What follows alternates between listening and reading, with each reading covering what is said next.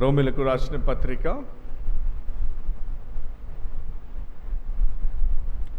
6వ అధ్యాయంలో నుంచి దేవుని వాక్యాన్ని మనము చదువుకుందాం. 6వ అధ్యాయంలో నుంచి దేవుని వాక్యాన్ని మనము చదువుకుందాం. యేసు ప్రభు వారి యొక్క శిలువ మరణము మనకు నిత్య జీవం ఇచ్చిందని పోయిన వారం జ్ఞాపకం చేశాను. దానికి ముందు ఏం జ్ఞాపకం చేశాను అంటే, యేసు ప్రభు వారి యొక్క శిలువ మరణము మన మీద ఉన్న శాపాన్ని తీసివేసింది. పాపము ద్వారా వచ్చిన శాపాన్ని మన మీద నుంచి తీసివేసింది. అయితే ఆదాము ద్వారా పాపము ద్వారా మరణం వచ్చింది. పోయిన వారం మనం చూసాము, మరణం ద్వారా నిత్య జీవం వచ్చింది. అయితే దేవుడు మనకి నూతన హృదయాన్ని ఇచ్చాడు.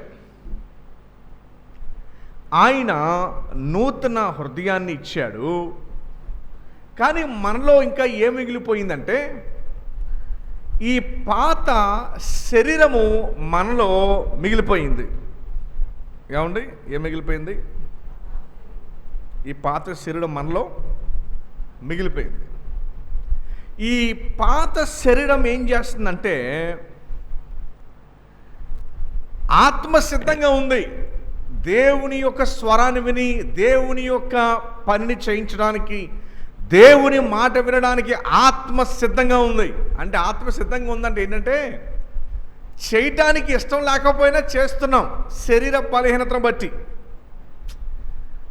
పాపము ఎలా ఉందంటే, ఇప్పుడు విశ్వాస జీవితంలో చేయటము ఇష్టం లేకపోయినప్పటికీ కూడా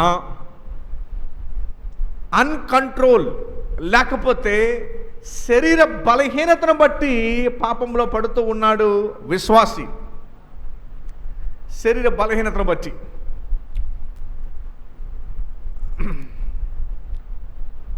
ఇప్పుడు ఇక్కడ విషయం ఏంటంటే, రక్షణ పొందుకు మునుపు మనము పాపము చేయకూడదు అని అనుకున్నా మన వల్ల కాలేదు. అయితే రక్షణ పొందిన తర్వాత, క్రీస్తు మనలోకి వచ్చిన తర్వాత, వాక్యము మనము మందిరంలో కూర్చొని వినటం ద్వారా, సహవాసం ద్వారా, హెచ్చరికల ద్వారా, దేవుడు మీతో మాట్లాడేది వాక్యం ద్వారా, వీటి అన్నిటి ద్వారా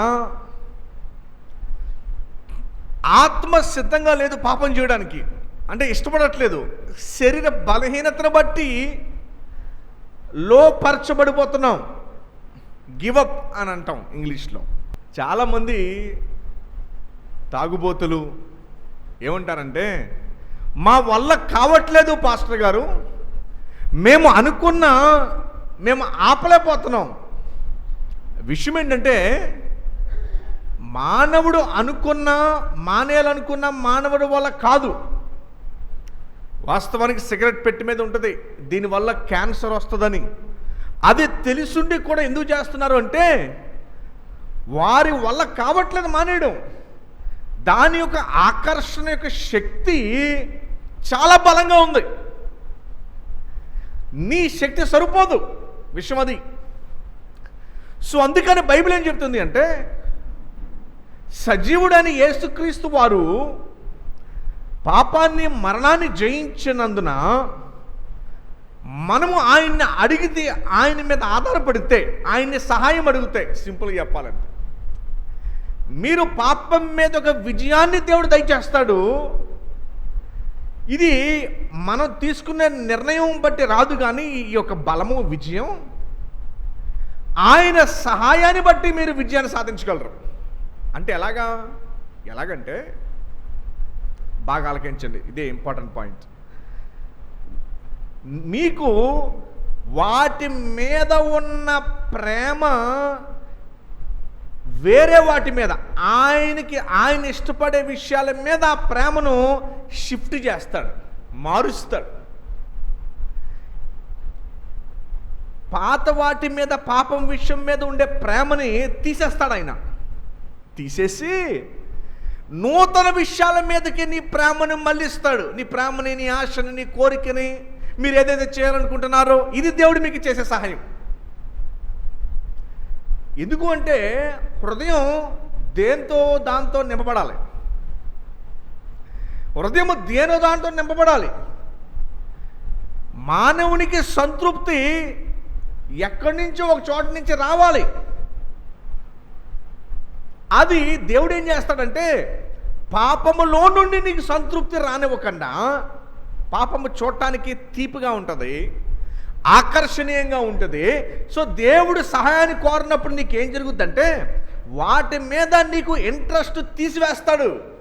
తీసివేసి నూతన విషయాల మీద ఇంట్రెస్ట్ పుట్టిస్తాడు. అందుకనే భక్తులు ఇచ్చిన సాక్ష్యం ఏంటంటే పాత జీవితాన్ని పెంటతో ఎన్నుకున్నారు. వాటి యొక్క ఆకర్షణల్ని, పన్నాగాల్ని కనిపెట్టి వాటిని చీకొట్టారు. ఎందుకు చీకొట్టారు అంటే వారు ఇప్పుడు వేరే వాటిని ప్రేమిస్తున్నారు గనుక, దేవుని సంబంధిత విషయాలు ప్రేమిస్తున్నారు గనుక వీటిని చీకొట్టారు. పాపం మీద విజయం ఎలా? రక్షణ పొందినాడు ప్రతి విశ్వాసికి దేవుడు నూతన హృదయాన్ని ఇచ్చాడు.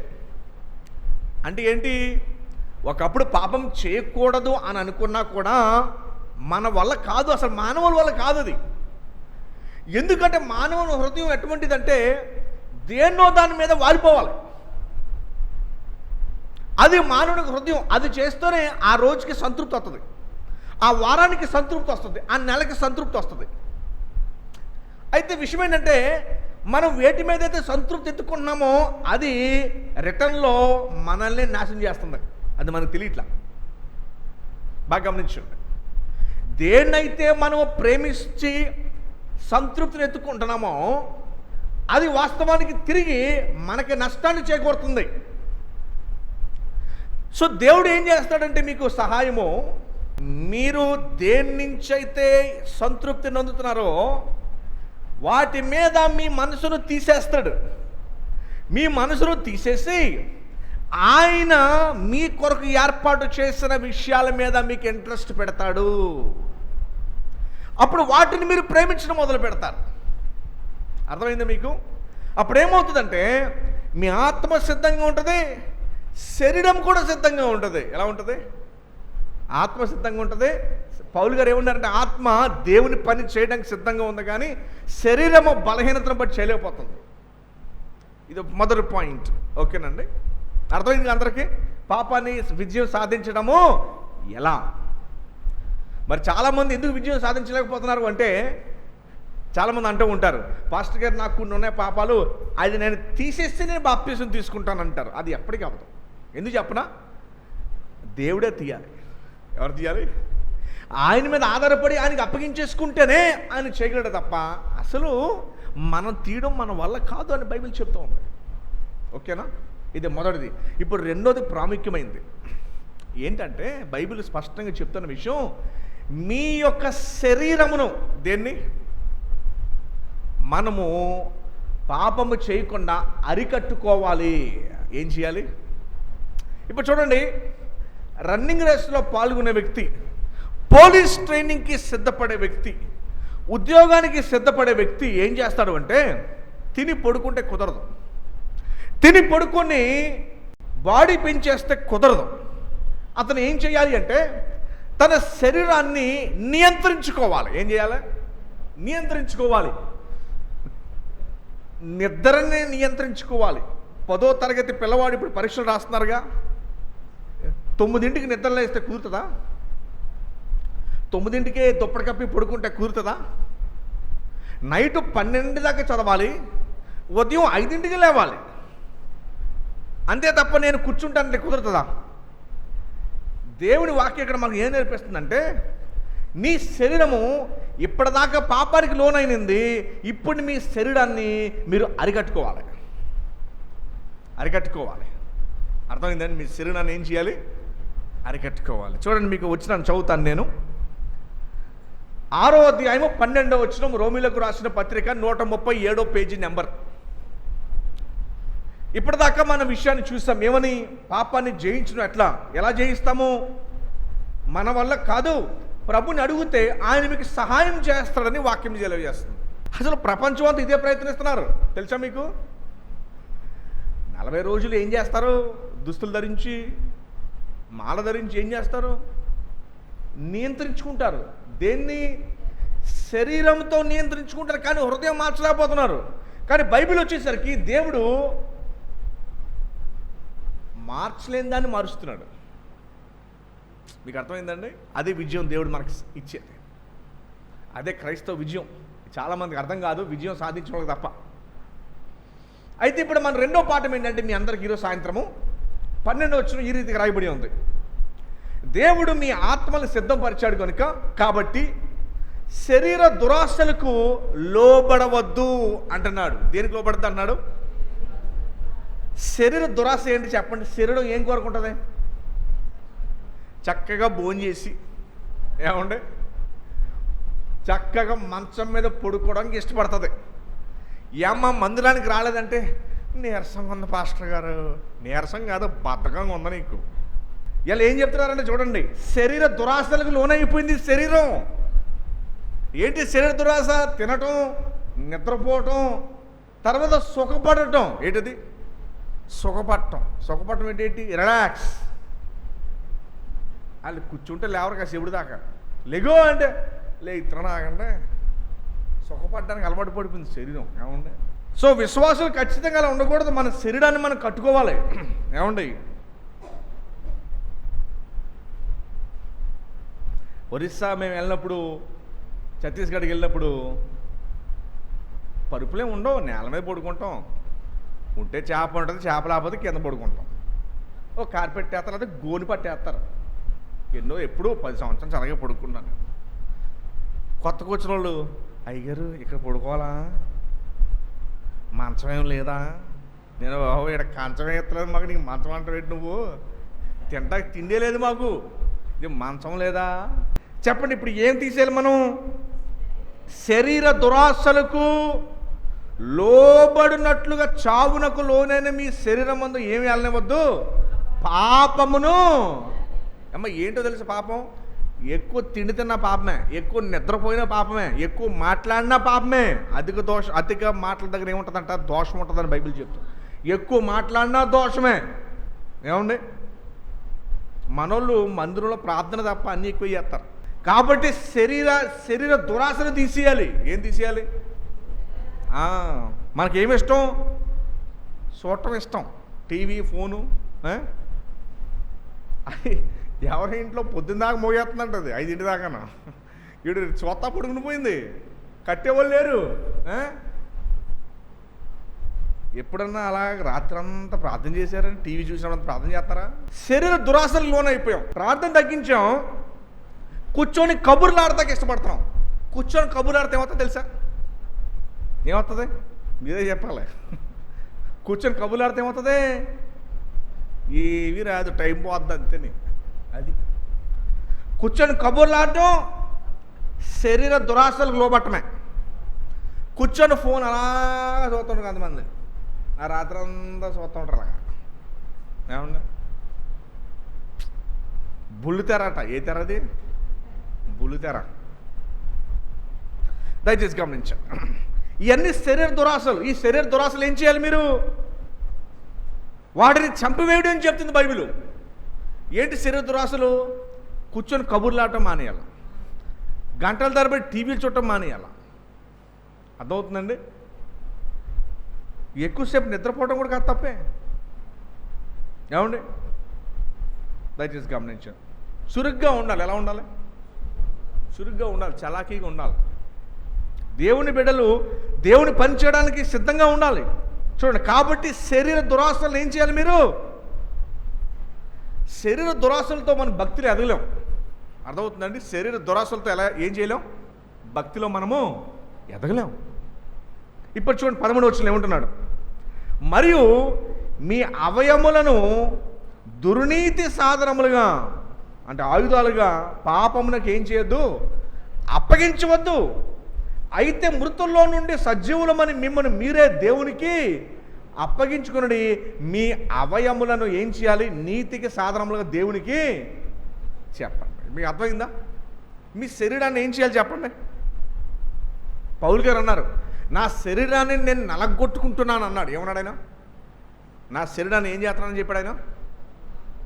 సుఖపెట్టుకోకూడదు శరీరాన్ని, జబ్బులు వచ్చేస్తాయి. సుఖపెట్టుకుంటే ఏమవుతుంది? జబ్బులు వచ్చేస్తాయి. తెలుసా మీకండి? శరీరాన్ని ఎప్పుడు సుఖపెట్టకూడదు అసలు. కరోనాలో ఎక్కువ మంది చనిపోయింది ఎవరో తెలుసా? బాగా శరీరాన్ని సుఖపెట్టిన వాళ్ళు చచ్చిపోయారు. శరీరాన్ని సుఖపెట్టని వారు, నలగొట్టిన వారు బలంగా బతికారు. తెలుసండి? సో అంచేత మీరు ఆత్మీయంగా బతకాలి అంటే శరీరాశలు ఉంటాయి చూసారా? ఎక్కువసేపు పడుకోవడం, ఎక్కువసేపు నిద్రపోవడం, శరీరానికి ఇష్టపడే పనులు కట్ చేయాలి. ఎప్పుడైతే మీకు లేవాలనిపించదో అప్పుడే లేవాలి. ఎప్పుడైతే మీకు ప్రార్థన చేయాలనిపించదో అప్పుడే ప్రార్థన చేయండి. ఎప్పుడైతే మీకు నీరసం అనిపించదో అప్పుడే మందిరానికి రావాలి.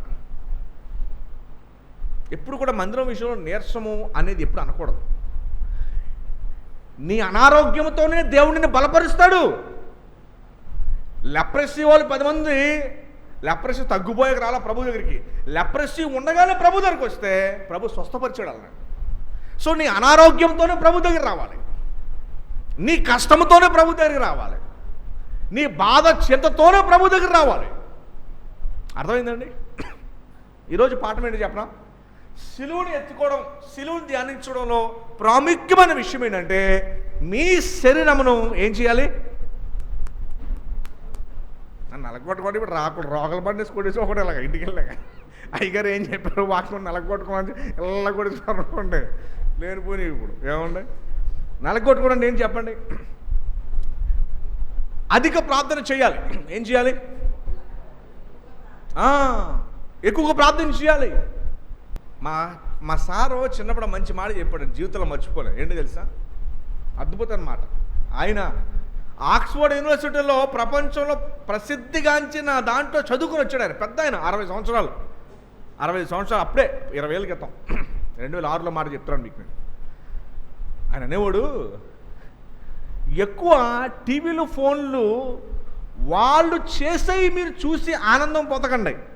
ఏమన్నాడు? వాళ్ళు చేసేవి చూసేవి అందులో నుంచి వినోదం పొందకండి. మీరు ఏదో ఒకటి చేసి మీరు ఇతరులకు చూపించండి అన్నాడు. అర్థమైందా? వాళ్ళు చేసేది చూడకండి, మీరు చేసి చూపించండి అన్నాడు ఆయన. ఎప్పుడైతే వాళ్ళు చేసేది చూస్తారో నువ్వు ఎప్పటికీ అలాగే ఉండిపోతావు. ఒక గోడలాగా, జీవం లేని గోడలాగా ఉండిపోతావు నువ్వు. అందుకని మీరు ఏం చేయాలంటే వాళ్ళు చేసేది నువ్వు చూడటం కాదు, నువ్వు యాక్షన్లో ఉండాలి. వాళ్ళు చేసేది నువ్వు చూస్తా, నీకేమవుతుంది? ఏమీ రాదు నీకు. అర్థమైందండి? సో అంచేత మనం ఎలా ఉండాలంట? మనం యాక్టివ్గా ఉండాలంట. డౌట్ లేదు, మీకు వినోదం వస్తుంది, డౌట్ లేదు, ఒప్పుకుంటాం. చివరికి ఒకరి చేత పోషించబడుతూ నువ్వు అలాగే ఉండిపోతావు ఇక్కడ. అలా ఉండకూడదు ఎప్పుడు. అది పనికిరాని వాని లక్షణం అని మా చిన్నప్పుడు చెప్పాడు 20 ఏళ్ళకి తాత. నువ్వు యాక్టివ్గా ఉండాలి, నువ్వు చేయాలి అని చెప్పాడు. దేవుడు ఎంత గొప్ప అవకాశాన్ని ఇచ్చాడు. సువార్త పరిచయం చేసే అవకాశం ఇచ్చాడు. వాక్యాన్ని చదువుకునే, పాటలు పాడి దేవుడిని గణపరిచే, మనం యాక్టివ్గా ఉండే అవకాశాన్ని దేవుడు ఇచ్చాడు. అంతే తప్ప మనం టీవీ పెట్టుకుని 2 గంటలు చూస్తాం కాదంట. దానివల్ల వాళ్ళు డబ్బులు సంపాదిస్తున్నారు. టీవీలో ఒక సినిమా తీసి 200 కోట్లు 300 కోట్లు పెట్టి సినిమాలు తీసి 1000 కోట్లు సంపాదించి ఎవరి డబ్బులు అయ్యి? ఎవరి డబ్బులండి? మీ కష్టార్జితం డబ్బులు అవి. ఆడు 10 రూపాయలు పెట్టి 100 రూపాయలు సంపాదిస్తున్నాడు. 6 నెలలు హీరో గారు పనిచేసి ఒక 50 కోట్లు 30 కోట్లు 40 కోట్లు ఎక్కడి నుంచి వచ్చేస్తున్నాయి? ఎవరి డబ్బులు అయ్యింది? కొంతమంది ఏమో సినిమాలో చూస్తుంటే, కొంతమంది టీవీలో చూస్తుంటే, కొంతమంది ఫోన్లో చూస్తున్నారు. చివరికి ఏమైపోతున్నాం? వాళ్ళని ధనవంతులు చేస్తున్నాము, మీరు గోడల్లాగా మిగిలిపోతున్నారు. ఎందుకు పనికి రాకుండా అలాగా? మన సమాజం అలాగే ఉంది ఇప్పుడు. వాళ్ళ వల్ల కుటుంబానికి ఏం పైసా ఉపయోగం లేదు,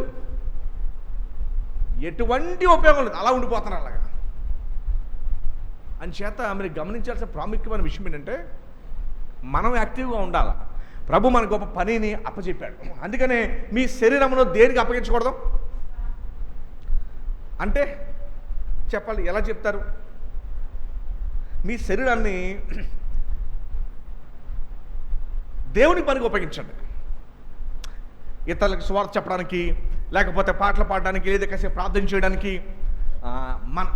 మనము దేవుని పనికి ఉపయోగించాలి. కానీ మన శరీరాన్ని మరి ముఖ్యంగా మీరు సుఖపడడానికి ఇష్టపడకండి. అసలు నేను చెప్తున్నాను, నేను సుఖపడడానికి ఇష్టపడండి ఎప్పటికీ బాగుపడాల. బైబిల్లో ఏం చెప్తుంది తెలుసా? సోమరి చీమల దగ్గరికి వెళ్ళి నేర్చుకో అని చెప్తుంది బైబిల్. ఏం చెప్తుంది? సోమరి, ఎందుకంటే చీమలకి శ్రద్ధ ఎక్కువ అంట. ఏమి ఎక్కువ? వర్షాకాలము రాకముందే ఎండాకాలంలో ఆహారాన్ని అంతటినీ చేర్చేసుకుంటుందంట. సో అంచేత మనం ఏం చేయాలి అంటే శ్రద్ధ కలిగి ఉండాలి, యాక్టివ్గా ఉండాలి, చలాకీగా ఉండాలి. ఇవన్నీ దేవుని పనులో. ఏ పనిలో? లోకంలో కాదండో మరలా, ఇవన్నీ దేవుని పనులు. యాక్టివ్గా ఉండాలి మీరు, దేవుని పని కనిపించగానే చేయడానికి. దేవుడు నీకు ఎక్కడ పని అప్పు చెబితే అక్కడ అవకాశం వెంటనే చేయడానికి సిద్ధంగా ఉండాలి. అంతే తప్ప నీ శరీరాన్ని దయచేసి దురాశలకి ఇవ్వకండి. దురాశలకి మనము విలువైన బట్టలు ఏం కట్టుకునే అవసరంలా. మామూలు బట్టలు సరిపోతాయి, మనకి డీసెంట్ బట్టలు సరిపోతాయి. విలువైనవి మనకు అవసరం లేదు, అవసరం లేదు. అందుకనే పౌలు గారు చెప్పారు, మన వస్త్రధారణలో కూడా మాదిరి ఉండాలి. అవును, వస్త్రధారణలో కూడా మాదిరి ఉండాలి. గొప్పగా మనం ఏమి వేసుకునే అవసరం లేదు. ఎస్తేరు రాజు దేశంలో ఉన్న ఆడపిల్లలందరం తీసుకురండి, నేను పెళ్లి చేసుకోవాలి అన్నాడు. అయితే వాళ్ళందరూ ఎంతో రెడీ అయిపోయి వచ్చేసారు మొత్తం అందరం. ఎస్తేరు ఒప్పుకోలా, నేను సింపుల్గానే వస్తాను. ఎలా వస్తాను? సింపుల్గానే వస్తానని చెప్పి ఎస్తేరు అలా వచ్చింది. రాజు వెంటనే తన దండని ఇలా ఆపాడు ఆవిడ మీదకి. వెంటనే రాణిగా అయిపోయింది. సో మనం విశ్వాసము ఎలా ఉండాలంటే శరీర దురాశలకు లోబడకూడదు. దేనికి లోబడకూడదు? శరీర దురాశలకే లోబడకూడదు. అంచేత మరి దయచేసి గమనించండి, దేవుని పనులు యాక్టివ్గా ఉండాలి. తర్వాత పాపాన్ని ప్రేరేపించే ఏ పని కూడా శరీరాన్ని ఒప్పుకోకూడదు. ఏమండి? ఇంట్లో వాళ్ళు కూడా ఒప్పుకోనివ్వకూడదు. అది కూడా మీ జాగ్రత్త తీసుకోవాలి. ఇంట్లో వాళ్ళు కూడా ఏమి ఇష్టపడతారు? కాసేపే కదా మమ్మీ, కాసేపే కదా డాడీ, కాసేపే కదా అంటారు. నో, ఎంత పెద్ద బిందికి చిన్న కన్నం చాలు, మొత్తం పోతాకే. ఎంత కన్నం చాలండి? స్మాల్ హోల్ సరిపోతుంది మొత్తం పోవడానికి, నీళ్ళని పోవడానికి. సో ఈరోజు మీరు నేర్చుకున్న పాఠం అని చెప్తారా? శరీర దురాశలకు మీరు లోబడకూడదు. మీరు ఒకసారి ఆలోచించుకోండి, మీరు ఏ శరీర దురాశలు లోబడుతున్నారు వ్యక్తిగతంగా. ఓకేనా? మీరు ఏ శరీర దురాశలకు లోబడుతున్నారో ఒకసారి ఆలోచించుకోండి. బైబిల్ చెప్తుంది, మీరు ప్రభు మీద ఆధారపడండి, వాటి మీద మీకు విజయాన్ని దేవుడు దయచేస్తాడు. శరీర దురాశలు మనం అలాగే ఉంచుకుంటే ఆత్మీయంగా మనం ఎదగలేం. ఓకేనండి? సో శరీర దురాశలను మనం తీసేయాలి. చాలామందికి ఆశ ఉంటుంది, నేను ఆత్మీయంగా ఎదగాలి. బాగానే ఉంది, మంచి ఆశే. వింటున్నారండి? మంచిదే, చాలా మంచి ఆశ. శరీర దురాశలు తీసేస్తే తప్ప ఆత్మీయంగా ఎదగలేం. ఓకేనండి? సో అంచేత మన శరీరము ఎక్కడెక్కడ పాపము ప్రేరేపిస్తుందో అక్కడ మన శరీరాన్ని అరికట్టుకోవాలి. ఏమండి, ఉదయాన్నే 5ంటికి లేచి విద్యార్థులకి చదవడం ఇష్టమా కష్టమా? ఎవరికి ఇష్టపడతారు చెప్పండి? 9ంటికి రోజు డ్యూటీకి వెళ్ళాలంటే ఎవరికి ఇష్టం? అప్పుడు శరీరాన్ని ఏం చేస్తాం మనం? అరికట్టుకుంటాం కదా. ఒకటి గుర్తుపెట్టుకోండి, మీ శరీరము మీ ఆత్మ మాట వినాలి కానీ, మీ శరీరము మీ ఆత్మ మాట వినాలి కానీ మీ ఆత్మ మీ శరీరం మాట వినకూడదు.